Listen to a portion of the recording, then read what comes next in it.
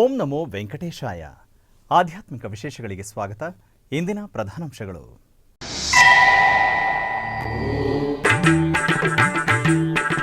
ತಿರುಪತಿ ಕಪಿಲ ತೀರ್ಥದಲ್ಲಿ ಅದ್ಧೂರಿ ವಾರ್ಷಿಕ ಪವಿತ್ರೋತ್ಸವ.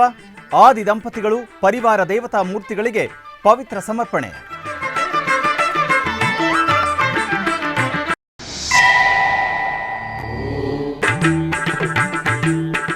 ಬೆಂಗಳೂರಿನ ಗಾಂಧಿ ಬಜಾರ್ ಶ್ರೀ ವ್ಯಾಸರಾಜ ಮಠದಲ್ಲಿ ಅದ್ಧೂರಿ ದಶಮಾನೋತ್ಸವ ಕಾರ್ಯಕ್ರಮ. ಪರಮಪೂಜ್ಯ ಗುರುಗಳ ದಿವ್ಯ ಸಮಾಗಮ.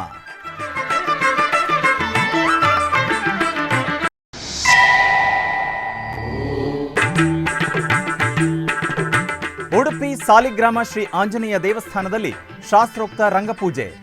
ದೀಪಾರತಿ ಸಮರ್ಪಿಸಿ ಸ್ವಾಮಿಯನ್ನು ಕಣ್ತುಂಬಿಕೊಂಡ ಭಕ್ತಜನ. ತಿರುಪತಿಯ ಕಪಿಲ ತೀರ್ಥದಲ್ಲಿ ವಾರ್ಷಿಕ ಪವಿತ್ರೋತ್ಸವಗಳು ವಿಜೃಂಭಣೆಯಿಂದ ಜರುಗಿದವು. ಉತ್ಸವದ 2ನೇ ದಿನದಂದು ದೇವಾಲಯದ ಯಾಗಶಾಲೆಯಲ್ಲಿ ವಿವಿಧ ವಿಶೇಷ ಕಾರ್ಯಕ್ರಮಗಳನ್ನು ಪೂರ್ಣಗೊಳಿಸಿದ ನಂತರ ಅರ್ಚಕರು ಪವಿತ್ರೋತ್ಸವ ಸಮರ್ಪಣಾ ಸಮಾರಂಭವನ್ನು ಶಾಸ್ತ್ರೋಕ್ತವಾಗಿ ನೆರವೇರಿಸಿದರು. ತಿರುಪತಿ ಕಪಿಲ ತೀರ್ಥ ಕಾಮಾಕ್ಷಿ ಸಮೇತ ಶ್ರೀ ಕಪಿಲೇಶ್ವರ ಸ್ವಾಮಿ ದೇವಾಲಯದಲ್ಲಿ ವಾರ್ಷಿಕ ಪವಿತ್ರೋತ್ಸವಗಳು ಅದ್ಧೂರಿಯಾಗಿ ನಡೆಯುತ್ತಿವೆ. ವರ್ಷವಿಡೀ ದೇವಾಲಯದಲ್ಲಿ ಸ್ವಾಮಿ ಹಾಗೂ ಅಮ್ಮನವರಿಗೆ ನೆರವೇರಿಸುವ ವಿಶೇಷ ಉತ್ಸವಗಳಲ್ಲಿ ತಿಳಿದೋ ತಿಳಿಯದೆಯೋ ಆದಂತಹ ತಪ್ಪುಗಳ ಪರಿಹಾರಾರ್ಥ ಪವಿತ್ರೋತ್ಸವ ನೆರವೇರಿಸುವುದು ಸಂಪ್ರದಾಯ. ಇದರ ಅಂಗವಾಗಿ ಟಿಟಿಡಿ ಕಪಿಲ ತೀರ್ಥ ಕ್ಷೇತ್ರದಲ್ಲಿ ಜುಲೈ 26ರಿಂದ 27ರವರೆಗೆ ಪವಿತ್ರೋತ್ಸವಗಳನ್ನು ಆಯೋಜಿಸಿದೆ. ಈ ಪವಿತ್ರೋತ್ಸವಗಳ ಅಂಗವಾಗಿ 2ನೇ ದಿನವಾದ ಸೋಮವಾರ ಬೆಳಗ್ಗೆ ಗಣಪತಿ ಪೂಜೆ, ಪುಣ್ಯಾಹವಾಚನ, ಯಾಗಶಾಲೆ ಪೂಜೆ, ವಿಶೇಷ ಹೋಮಗಳು ಮತ್ತು ಲಘು ಪೂರ್ಣಾಹುತಿಯನ್ನು ಅರ್ಪಿಸಲಾಯಿತು. ನಂತರ ಪವಿತ್ರ ಅರ್ಪಣೆ ಸಮಾರಂಭ ನಡೆಯಿತು. ದೇವಾಲಯದ ಅಧಿಕಾರಿಗಳು, ಆಗಮ ವಿದ್ವಾಂಸರು ಮತ್ತು ಅರ್ಚಕರು ಪವಿತ್ರ ಅರ್ಪಣೆಯನ್ನು ಹೊತ್ತು ಮೆರವಣಿಗೆಯಲ್ಲಿ ಧ್ವಜಸ್ತಂಭ, ಬಲಿಪೀಠ, ವಿನಾಯಕ ಸ್ವಾಮಿ, ಶ್ರೀ ಕಾಮಾಕ್ಷಿ ಅಮ್ಮ, ಕಪಿಲೇಶ್ವರ ಸ್ವಾಮಿ, ಶ್ರೀ ಸುಬ್ರಹ್ಮಣ್ಯ ಸ್ವಾಮಿ, ಗರ್ಭಾಲಯ, ವಿಮಾನ ಪ್ರಾಕಾರ ಮತ್ತು ದೇವಾಲಯದಲ್ಲಿರುವ ಇತರ ಪರಿವಾರ ದೇವತೆಗಳಿಗೆ ಪವಿತ್ರ ಸಮರ್ಪಣೆ ಕಾರ್ಯಕ್ರಮವನ್ನು ನೆರವೇರಿಸಿದರು. ಆನಂತರ ಯಾಗಶಾಲೆಯನ್ನು ತಲುಪಿ ಉತ್ಸವ ಮೂರ್ತಿಗಳಿಗೆ ಪವಿತ್ರ ಅರ್ಪಣೆ ಮಾಡಿ ವಿಶೇಷವಾಗಿ ಮಂಗಳಾರತಿ ಅರ್ಪಿಸಿದರು.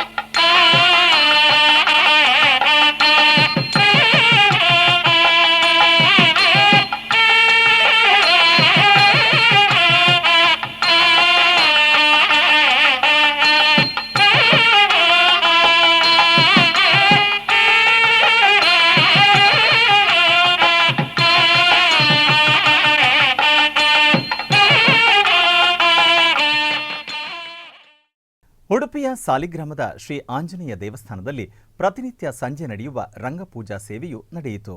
ಇದರ ಅಂಗವಾಗಿ ದೇವರ ಎದುರು ಪಂಚಕಜ್ಜಾಯವನ್ನು ಇಟ್ಟು ದೇವರಿಗೆ ಸಮರ್ಪಿಸಿ 2 ಕಡೆ ದೀಪಗಳನ್ನು ಹಚ್ಚಿ ದೀಪಾರಾಧನೆಯೊಂದಿಗೆ ರಂಗಪೂಜೆಯ ಮಹಾಪೂಜೆಯು ನಡೆಯಿತು.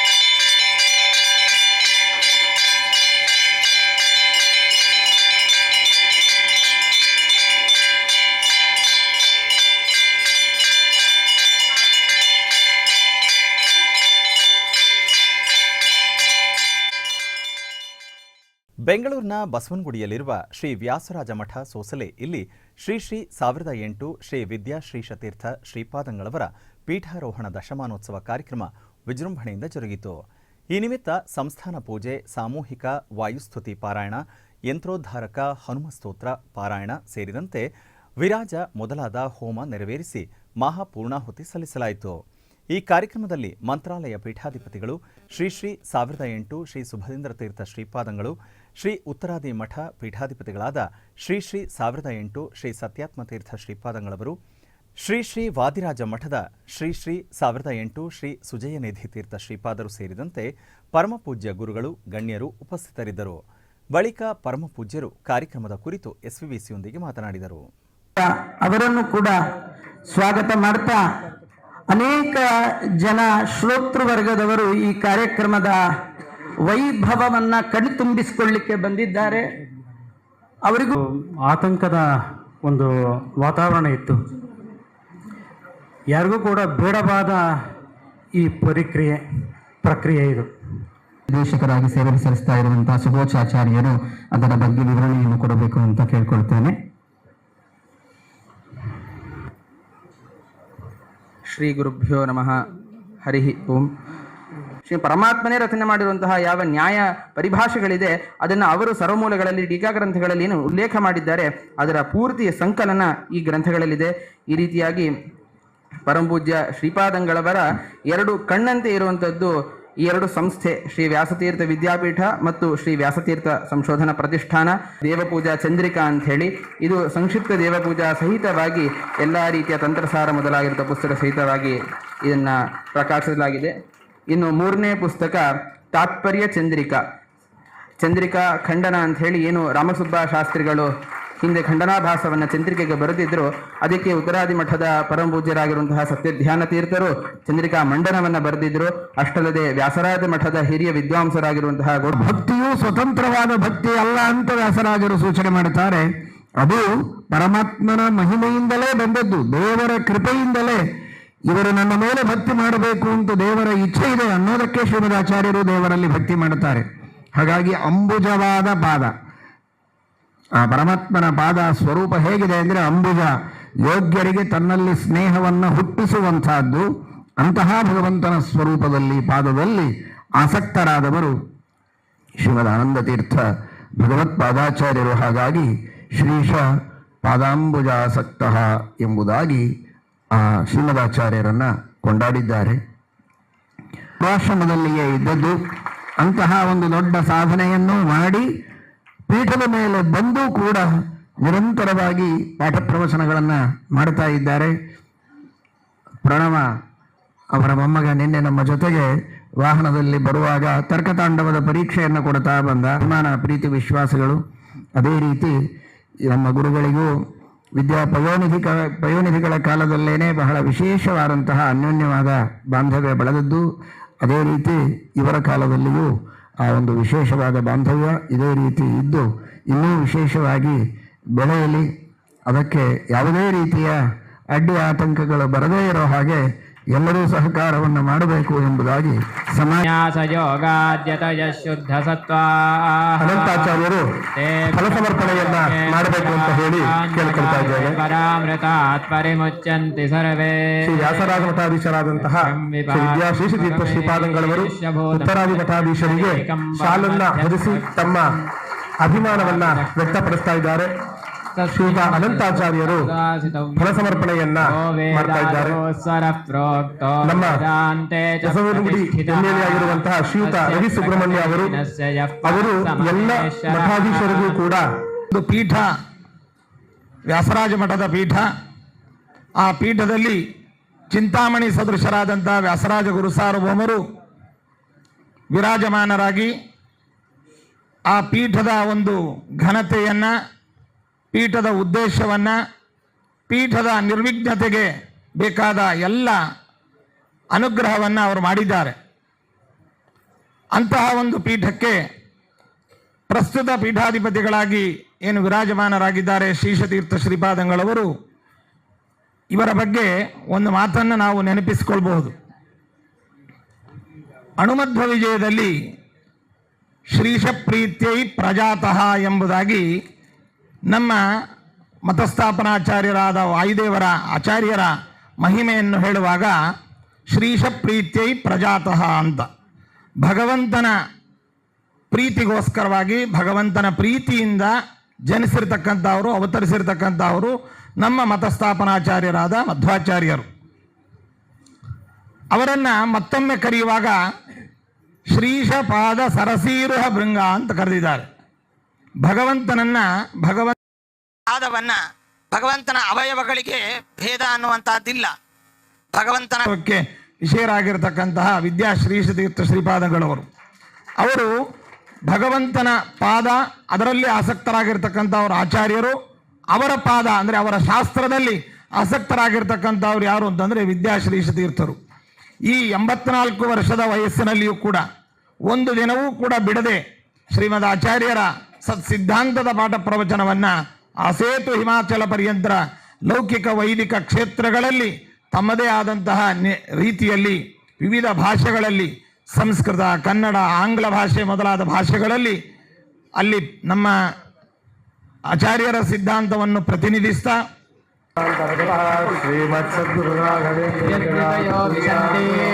ವೇದಾಂತ ವಿಜ್ಞಾನ ಸುನಿಶ್ಚಿತ ಅರ್ಥ ಸನ್ಯಾಸ ಯೋಗಾರ್ಯತಯ ಶುದ್ಧ ಸತ್ವಾಹ ವ್ಯಾಸರಾಜ ಮಠದ ವತಿಯಿಂದಾಗಿ ಮಂತ್ರಾಲಯ ಮಠಾಧೀಶರಿಗೆ ಗೌರವಾರ್ಪಣೆ, ಮಧುಸೂದನಾಚಾರ್ಯರನ್ನ ಫಲಸಮರ್ಪಣೆ ಮಾಡಬೇಕು ಅಂತ ಹೇಳಿ ನಾನು ಕೇಳ್ಕೊಳ್ತಾ ಇದ್ದೇನೆ.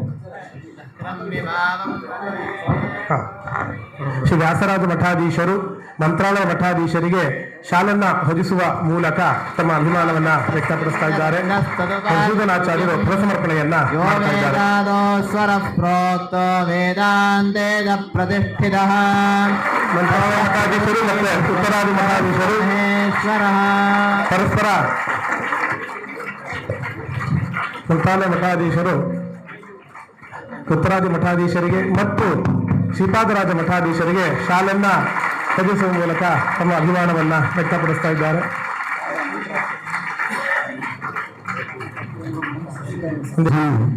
ಮತ್ತು ಈ ಎಲ್ಲ ಪೀಠಾಧಿಗಳು ಒಂದು ವೇದಿಕೆಯಲ್ಲಿ ಸೇರುವಂಥ ಅವಕಾಶವನ್ನು ಮಾಡಿದ್ದು ಅವರ ವಿಶಾಲವಾದ ಹೃದಯ ಮತ್ತು ಎಲ್ಲರಲ್ಲಿ ಅವರಿಗಿರುವಂತಹ ಕಳಕಳಿ ಮತ್ತು ತಾವು ವಿದ್ಯಾಪೀಠವನ್ನು ಸ್ಥಾಪನೆ ಮಾಡಿ ಆಚಾರ್ಯ ಸಿದ್ಧಾಂತವನ್ನು ಪ್ರಸಾರ ಮಾಡುವ ದೃಷ್ಟಿಯಲ್ಲಿ ತಮ್ಮಿರುವಂತಹ ಕಾಳಜಿ, ಆಸಕ್ತಿ ಈ ವಯಸ್ಸಿನಲ್ಲಿ ಕೂಡ ಅವರಿಗೆ ವಿಶೇಷವಾಗಿ ಇದೆ. ಇದು ಎಲ್ಲರಿಗೂ ಮಾರ್ಗದರ್ಶಕವಾಗಿದೆ. ಈ ವಯಸ್ಸಿನಲ್ಲಿ ಅವರು ಇಷ್ಟು ಕಾರ್ಯವನ್ನು ಕೇವಲ ಅಲ್ಪ ಕಾಲದಲ್ಲಿ ತಾವು ಪೀಠಕ್ಕೆ ಬಂದಾಗ ಮಾಡುವುದು ನೋಡಿದ್ರೆ ಬೇರೆಯವರೆಲ್ಲ ಇದನ್ನು ಮಾರ್ಗದರ್ಶನ ಅಂತ ತಿಳ್ಕೊಂಡು ವಿಶೇಷವಾಗಿ ನಮ್ಮ ಸಿದ್ಧಾಂತ ಬೆಳೆಯೋದಕ್ಕೆ ಪ್ರತಿಯೊಬ್ಬರು ಶ್ರಮಿಸಬೇಕು. ಈ ದೃಷ್ಟಿಯಲ್ಲಿ ಅವರಿಗೆ ನಮ್ಮ ಉಪವಾಸ ಮತ್ತು ಗೋಪಿನಾಥರಲ್ಲಿ ಪ್ರಾರ್ಥನೆ ಮಾಡಿ ಶ್ರೇಯಾಪಹಂ ಚಿತ್ರೈಃಪದೈಶ್ಚ ಗಂಭೀರೈರ್ವಾಕ್ಯೈರ್ಮಾನೈರಖಂಡಿತೈಃ ಗುರುಭಾವಂ ವ್ಯಂಜಯಂತಿ ಭಾತಿಶ್ರೀ ಜಯತೀರ್ಥವಾಗ್. ಈ ಶ್ಲೋಕಕ್ಕೆ ಈ ಕ್ಷಣದಲ್ಲಿ ನಾನು ತಿಳಿಯದೇ ಇದ್ದ ಒಂದು ವ್ಯಾಖ್ಯಾನವನ್ನು ಮಾಡೋದು, ಅಪೂರ್ವವಾದ ವ್ಯಾಖ್ಯಾನವನ್ನು ಮಾಡೋದು. ನಾವು ಯಥಾಶ್ರುತಗ್ರಾಹಿ ಅಂತ ಒಂದು ಸಂಸ್ಕೃತದಲ್ಲಿ ಹೇಳೋದುಂಟು. ಎಲ್ರಿಗೂ ಅರ್ಥ ಆಗುವಂಥ ನನಗೂ ಆ ಶ್ಲೋಕ ಅರ್ಥ ಆಗಿದೆ. ಆದರೆ ಅದಕ್ಕೆ ಯಾವ್ಯಾವ ರೀತಿ ಅದನ್ನು ರಚನೆ ಮಾಡಿದ ವ್ಯಾಸರಾಯರಿಗೆ ಯಾವ್ಯಾವ ಭಾವಗಳಿತ್ತು ಅನ್ನೋದನ್ನು ಅವರು 4 ಮಾತುಗಳಲ್ಲಿ ವ್ಯಕ್ತಪಡಿಸಿದ್ದಾರೆ. ಅದು ಅವರ ಒಂದು ವಿಶೇಷ ವ್ಯಕ್ತಿತ್ವ. ಅವರು ಗ್ರಂಥಗಳ ರಚನೆ ಮಾಡಿದ್ದಾರೆ. ಎಷ್ಟು ಸುಧಾಮಂಗಳ ಮಾಡಿದ್ದಾರೆ, ಪ್ರಾಯಶಃ 13 ಸುಧಾಮಂಗಳಗಳನ್ನು ಮಾಡಿದ್ದಾರೆ.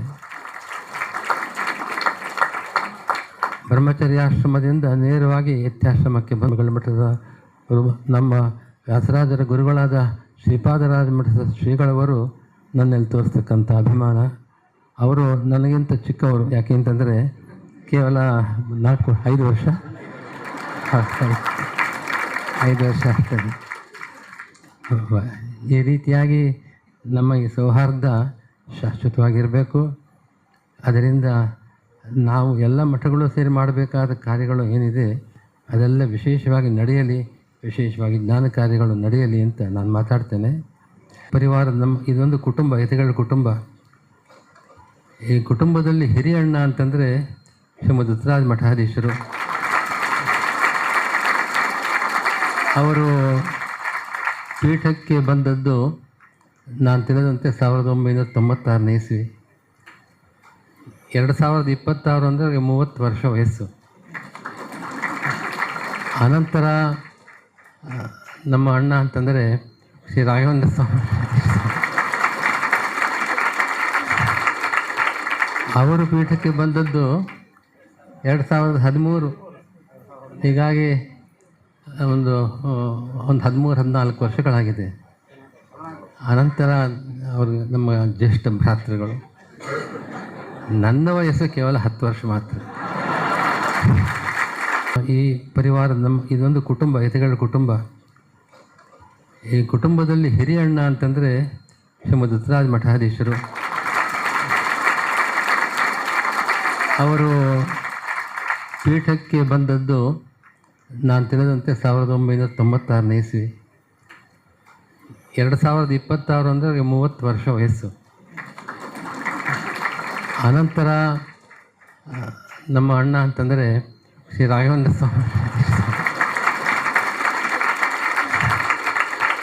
ಅವರು ಪೀಠಕ್ಕೆ ಬಂದದ್ದು 2013. ಹೀಗಾಗಿ ಒಂದು 13-14 ವರ್ಷಗಳಾಗಿದೆ. ಅನಂತರ ಅವರು ನಮ್ಮ ಜ್ಯೇಷ್ಠ ಭ್ರಾತೃಗಳು. ನನ್ನ ವಯಸ್ಸು ಕೇವಲ 10 ವರ್ಷ ಮಾತ್ರ.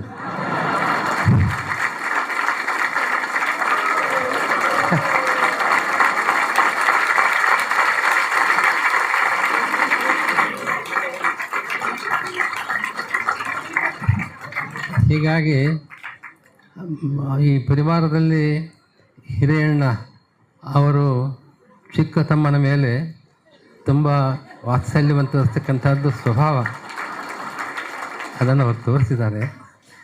ಶ್ರೀಪಾದಂಗಳವರ ಅದ್ಭುತವಾದ ವೈದುಷ್ಯ, ಅವರ ವಾಕ್ಪಟುತ್ವ.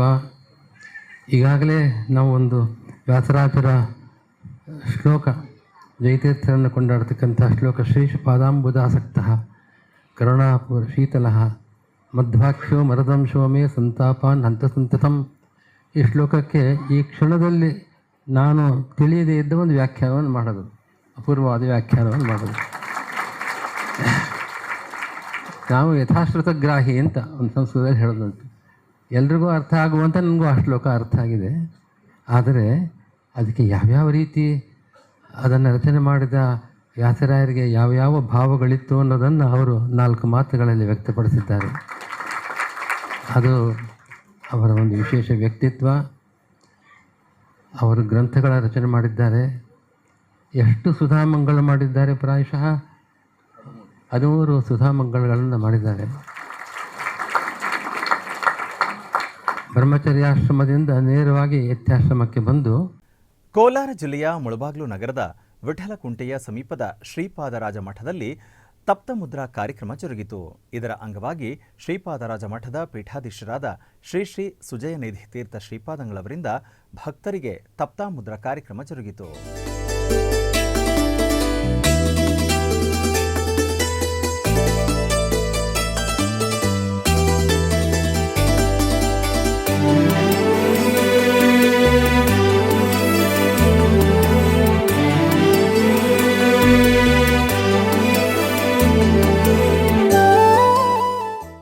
ಆಧ್ಯಾತ್ಮಿಕ ವಿಶೇಷಗಳಲ್ಲಿ ಚಿಕ್ಕದೊಂದು ವಿರಾಮ.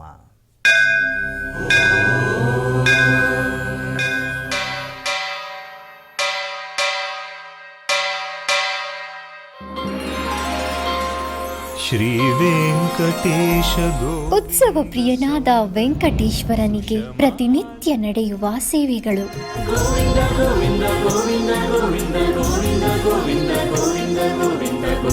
ಸುಪ್ರಭಾತದಿಂದ ಪ್ರಾರಂಭಿಸಿ ಏಕಾಂತ ಸೇವೆಯವರೆಗೂ ನಡೆಯುವ ಎಲ್ಲ ಸೇವೆಗಳು ಉತ್ಸವಗಳೇ. ಭಕ್ತರ ಪಾಲಿಗೆ ಆನಂದೋತ್ಸವಗಳೇ.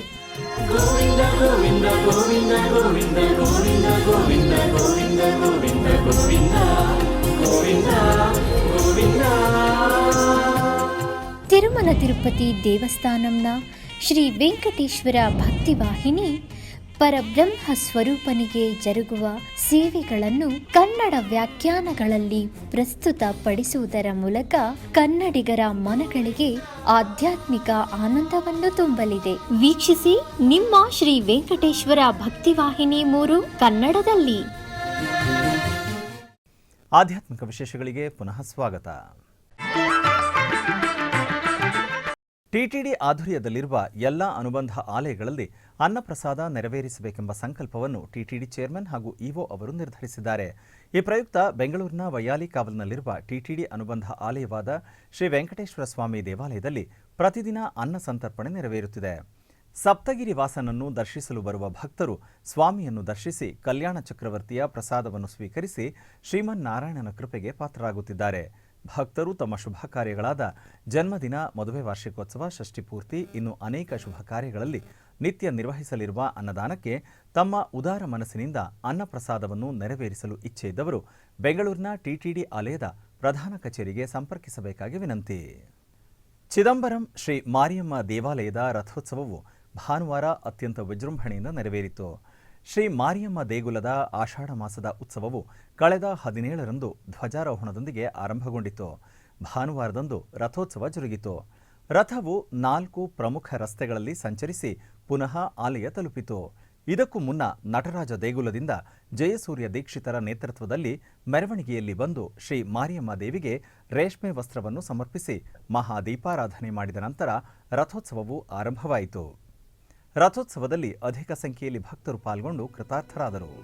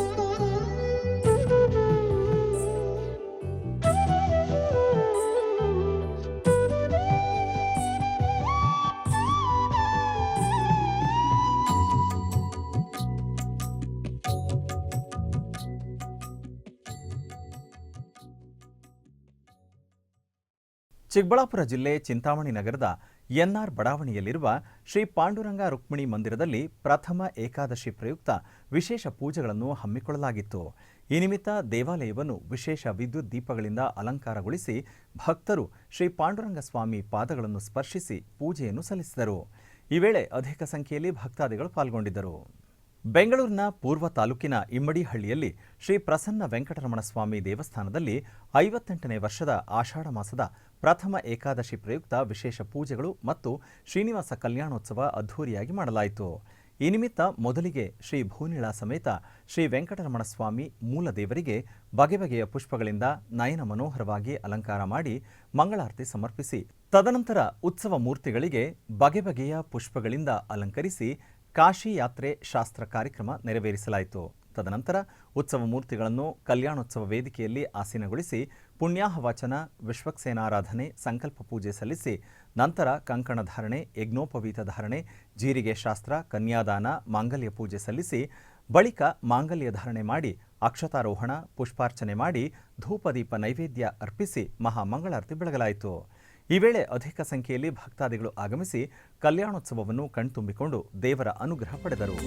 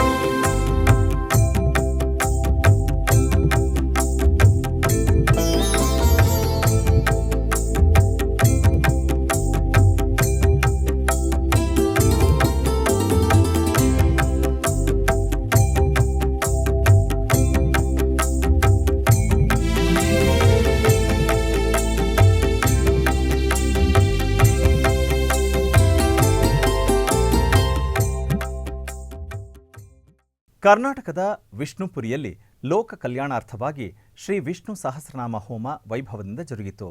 ಈ ನಿಮಿತ್ತ ಶ್ರೀ ನಿರ್ವಾಣ ನಾರಾಯಣ ಮೂರ್ತಿ ಮತ್ತು ಶ್ರೀ ಪಾಂಡುರಂಗ ಸ್ವಾಮಿ ದೇವಾಲಯಗಳ ಮುಂಭಾಗದಲ್ಲಿ ಹೋಮಕುಂಡವನ್ನು ನಿರ್ಮಿಸಿ ಅಗ್ನಿ ಪ್ರತಿಷ್ಠೆಯನ್ನು ಮಾಡಿ ಗಣಪತಿ ಹೋಮ, ನವಗ್ರಹ ಹೋಮ, ವಿಷ್ಣು ಸಹಸ್ರನಾಮ ಹೋಮ ಸೇರಿದಂತೆ ಮುಂತಾದ ವಿವಿಧ ದೇವತಾ ಹೋಮಗಳನ್ನು ಶಾಸ್ತ್ರೋಕ್ತವಾಗಿ ನೆರವೇರಿಸಿ ಪೂರ್ಣಾಹುತಿಯನ್ನು ಸಮರ್ಪಿಸಲಾಯಿತು. ಈ ವೇಳೆ ಅನೇಕ ಮಂದಿ ಭಕ್ತರು ವಿಷ್ಣು ಸಹಸ್ರನಾಮ ಹೋಮದಲ್ಲಿ ಪಾಲ್ಗೊಂಡು ಧನ್ಯರಾದರು.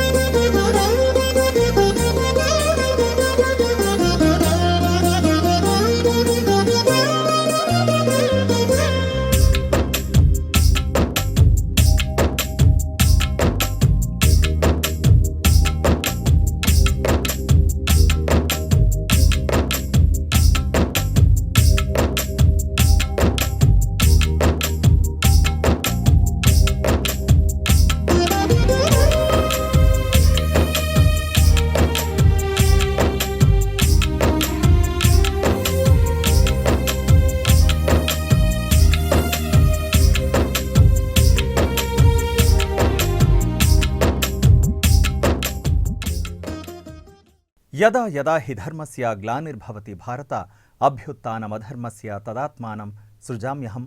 ಸನಾತನ ಧರ್ಮದ ಅತ್ಯಂತ ಪವಿತ್ರ ಗ್ರಂಥ ಭಗವದ್ಗೀತೆ.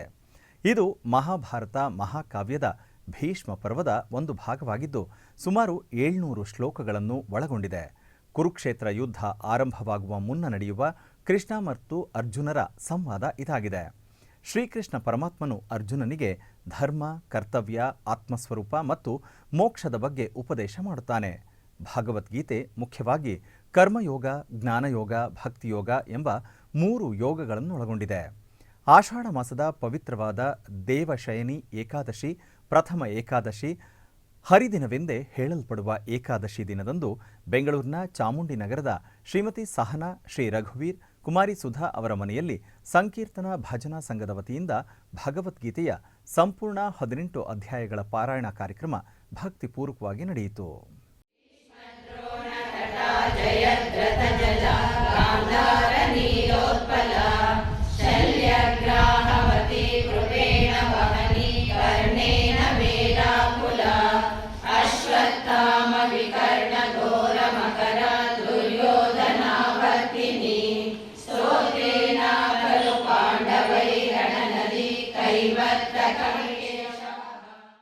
ಆಧ್ಯಾತ್ಮಿಕ ವಿಶೇಷಗಳಲ್ಲಿ ಚಿಕ್ಕದೊಂದು ವಿರಾಮ.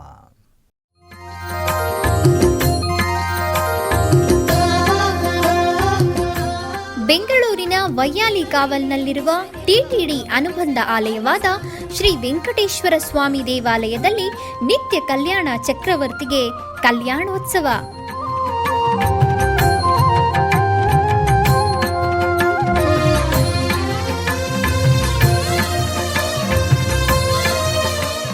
ಹಲವು ಕ್ರತುವುಗಳು ಸೇರಿ ಮಹಾ ಉತ್ಸವ.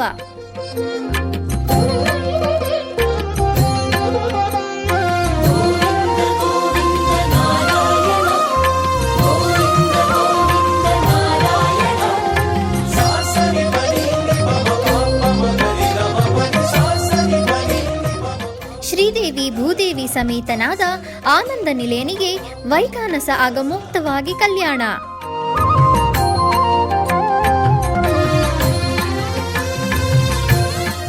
ಜಗತ್ ಕಲ್ಯಾಣಕ್ಕಾಗಿ ಜಗದೋದ್ಧಾರಕನಿಗೆ ಪ್ರತಿ ಶನಿವಾರ ಮತ್ತು ಭಾನುವಾರಗಳಂದು ಕಲ್ಯಾಣೋತ್ಸವವು ಜರುಗುತ್ತದೆ.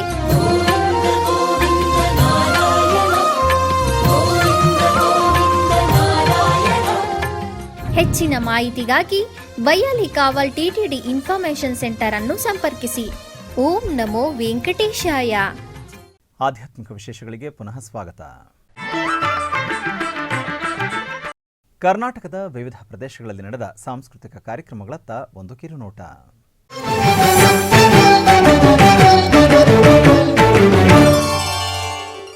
ಉಡುಪಿಯ ಶ್ರೀಕೃಷ್ಣ ಮಠದ ರಾಜಾಂಗಣದಲ್ಲಿ ಚೆನ್ನೈ ಮೂಲದ ಪ್ರೀತಾ ರಂಜಿನಿ ಮತ್ತು ತಂಡದವರಿಂದ ಭರತನಾಟ್ಯ ಕಾರ್ಯಕ್ರಮ ನಡೆಯಿತು.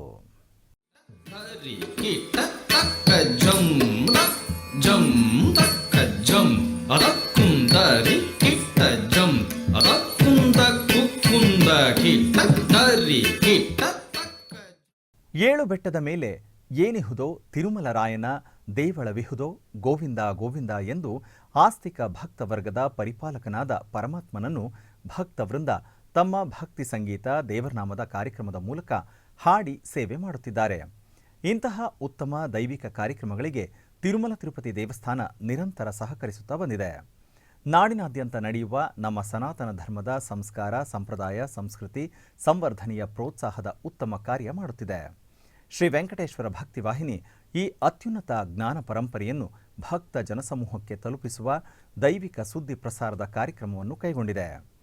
ತಿರುಮಲ ತಿರುಪತಿ ದೇವಸ್ಥಾನದ ಅನುಬಂಧ ಆಲಯವಾದ ಬೆಂಗಳೂರಿನ ಮಲ್ಲೇಶ್ವರಂ ವೈಯಾಲಿ ಕಾವಲ್ನ ಶ್ರೀ ವೆಂಕಟೇಶ್ವರ ಸ್ವಾಮಿ ಸನ್ನಿಧಾನದಲ್ಲಿ ಹಿಂದೂ ಧರ್ಮ ಪ್ರಚಾರ ಪರಿಷತ್ ಪ್ರತಿದಿನ ಹರಿನಾಮ ಸಂಕೀರ್ತನಾ ಸೇವೆಯನ್ನು ವಿಶೇಷವಾಗಿ ಆಯೋಜಿಸುತ್ತಿದೆ. ಈ ನಿಮಿತ್ತ ಇಂದು ಸ್ಥಾನಿಕ ಭಜನಾ ಮಂಡಳಿಗಳ ವತಿಯಿಂದ ಗೋವಿಂದ ನಾಮ ಸಂಕೀರ್ತನೆಯ ಕಾರ್ಯಕ್ರಮಗಳು ಬಹಳ ಭಕ್ತಿಪೂರ್ವಕವಾಗಿ ಜರುಗಿದವು. ನಗರದ ರಾಜಾಜಿನಗರದ ಭಕ್ತರಾದ ವಿಜಯ ಅವರ ಭಜನಾ ಸಂಘದ ವತಿಯಿಂದ ಹರಿನಾಮ ಸ್ಮರಣೆ ಅತ್ಯಂತ ಭಕ್ತಿಪೂರ್ವಕವಾಗಿ ನಡೆಯಿತು.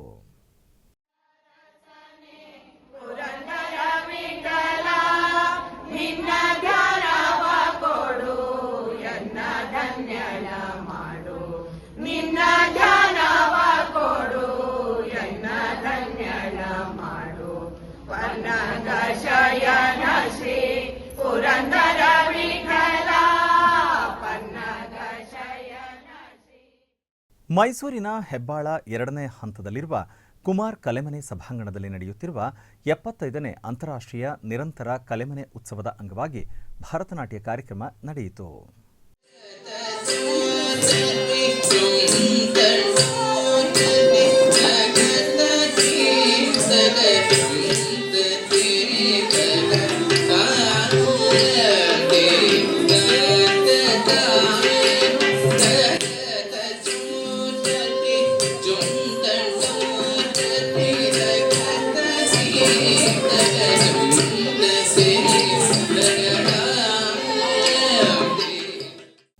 ಆಧ್ಯಾತ್ಮಿಕ ವಿಶೇಷಗಳು ಇಲ್ಲಿಗೆ ಮುಕ್ತಾಯಗೊಂಡವು.